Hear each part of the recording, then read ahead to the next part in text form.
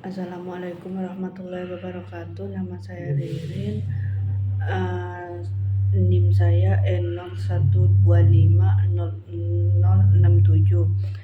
Di sini saya akan menjawab pertanyaan UTS Islam Nusantara. Yang pertama yaitu jelaskan pengertian Islam Nusantara serta 3 ciri utamanya. Mengapa konsep Islam Nusantara dianggap relevan dalam menjawab tantangan keberagaman Indonesia saat ini?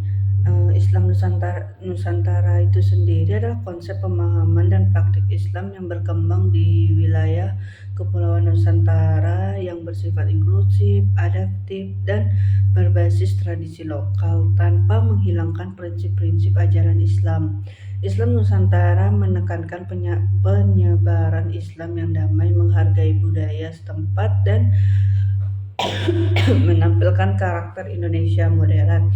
Ada 3 ciri utama Islam Nusantara, yaitu kultural dan kontekstual, mengedepankan pendekatan budaya sehingga ajaran Islam yang dipahami sesuai konteks sosial setempat, misalnya melalui tradisi, kesenian, dan bahasa lokal. Yang kedua yaitu moderatif, wasatiyah, menolak ekstremisme, menekankan keadilan, keseimbangan, toleransi, dan penghargaan terhadap perbedaan.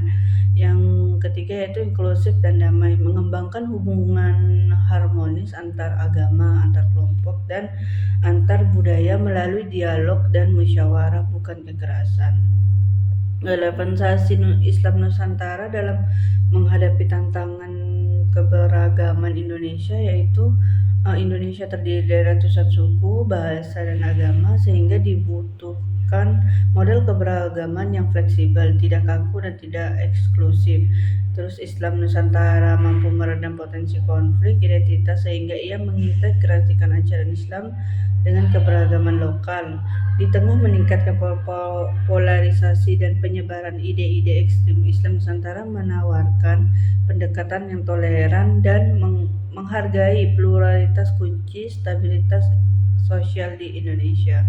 Itu 2. Pertanyaan yang kedua, proses masuknya Islam ke Nusantara berlangsung secara damai, gradual, dan kultural. Jelaskan peran para pedagang sufi dan ulama dalam penyebaran Islam tersebut serta bagaimana pendekatan mereka berbeda dari penyebaran agama yang bersifat penaklukan konfrontatif. Peran pedagang sufi dan ulama serta perbedaannya yaitu untuk para pedagang dari Arab, Persia, India, dan Gujarat menjadi perantara awal penyebaran Islam Nusantara melalui jaringan perdagangan. Mereka memberi contoh akhlak yang baik, jujur, amanah, bersahabat sehingga membuat penduduk lokal tertarik memeluk Islam. Terus penyebarannya berlangsung alami melalui interaksi ekonomi dan sosial, bukan paksaan. Dari sufi itu sendiri, para sufi menggunakan pendekatan spiritual, toleran, dan mudah diterima masyarakat yang masih berakar pada tradisi mistik animisme Hindu dan Buddha. Mereka menggunakan seni hikayat, musik, dan simbol-simbol lokal untuk memperkenalkan konsep ketuhanan dalam Islam. Ajaran tasawuf yang lembut membantu Islam diterima tanpa gesekan budaya. Terus di sini ada lagi ulama, yaitu para ulama mengajarkan syariat dan membangun institusi pendidikan seperti pesantren, langgar, dan surau. Terus mereka mengislamkan sistem sosial secara bertahap, yaitu seperti pernikahan, warisan, pemerintah, hingga kesenian. Terus perbedaan dengan penyebaran yang bersifat penaklukan, yaitu di sini ada pendekatan damai Nusantara sama pendekatan penaklukan. Di pendekatan damai Nusantara itu sendiri partisipatif dan persuasif, sedangkan pendekatan penaklukan konfrontatif dan memaksa. Kemudian di pendekatan damai yaitu ada menghormati budaya lokal, transformasi gradual, dan menyentuh hati masyarakat. Sedangkan pendekatan penaklukan yaitu mendominasi budaya lokal, perubahan cepat dan sering disertai konflik, dan menaklukkan secara politik dan militer.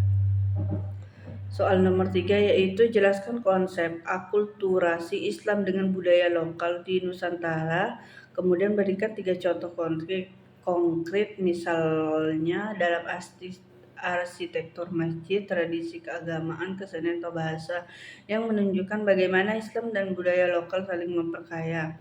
Eee, Akulturasi itu sendiri yaitu proses pencampuran dua budaya atau lebih sehingga menghasilkan bentuk baru tanpa menghilangkan unsur asli masing-masing.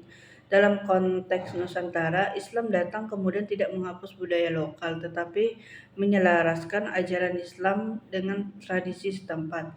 3 contoh konkret akulturasi itu yaitu satu arsitektur masjid, yaitu Masjid Demak, Masjid Menara Kudus atau Masjid Tua di Jawa memiliki atap bertingkat tumpang tanpa kubah seperti Masjid Timur Tengah. Terus arsitektur ini memadukan tradisi bangunan Hindu, Buddha dengan fungsi masjid sebagai tempat ibadah. Kemudian 2, tradisi keagamaan sekaten, maulid, tahlilan, selamatan, dan grebek adalah tradisi lokal yang diselaraskan dengan nilai Islam. Ritual tidak bertentangan dengan tauhid, tetapi menjadi cara masyarakat merayakan nilai religius secara kultural. Kemudian kesenian dan bahasa. Wayang kulit digunakan Sunan Kalijaga sebagai media dakwah, lakon-lakon wayang diberi nilai moral Islami. Banyak istilah keagamaan berasal dari bahasa lokal seperti selamatan, surau, santri, musyawarah yang memperkaya khasanah Islam dalam konteks Nusantara. Kemudian soal yang terakhir yaitu Islam Nusantara dikenal dengan menonjolkan wasatiyah modernisasi, analisis bagaimana nilai modernisasi Islam Nusantara dapat menjadi solusi atau isu radikalisme dan intoleransi di era modern termasuk dalam media sosial. Nilai utama modernisasi dalam Islam Nusantara itu sendiri yaitu tasawuf, tasamuh, tawazun, dan iktidal. Bagaimana menjadi solusi terhadap radikalisme dan intoleransi itu sendiri yaitu menyediakan narasi Islam yang humanis, menekankan penghargaan terhadap keberagaman, membangun literasi digital bernuansa etika Islam, terus menguatkan peran lembaga pendidikan dan pesantren, yang terakhir yaitu melawan ideologi transnasional intoleran, yaitu dengan menekankan pada konteks lokal Islam Nusantara, menolak ideologi dan memaksakan bentuk Islam tertentu yang tidak sesuai dengan budaya. Baik, itu jawaban dari saya tentang UTS Islam Nusantara. Baik, kurang dan lebihnya saya ucapkan terima kasih. Wassalamualaikum warahmatullahi wabarakatuh.